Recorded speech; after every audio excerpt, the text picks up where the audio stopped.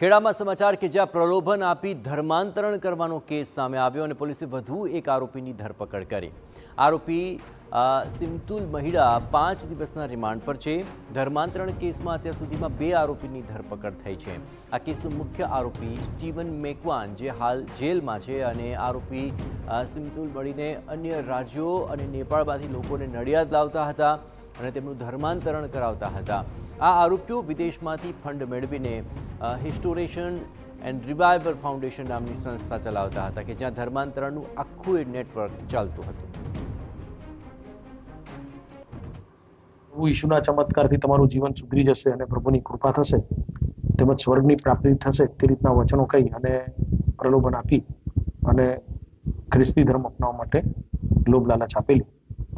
આ અનુસંધાને આ પ્રલોભનો અનુસંધાને જે ગુનો દાખલ થયા બાદ અગાઉ આરોપી સ્ટીવન ભાનુભાઈ મેકવાનની અટકાયત કરવામાં આવી અને તેઓને હાલમાં જ્યુડિશિયલ કસ્ટડી હેઠળ છે।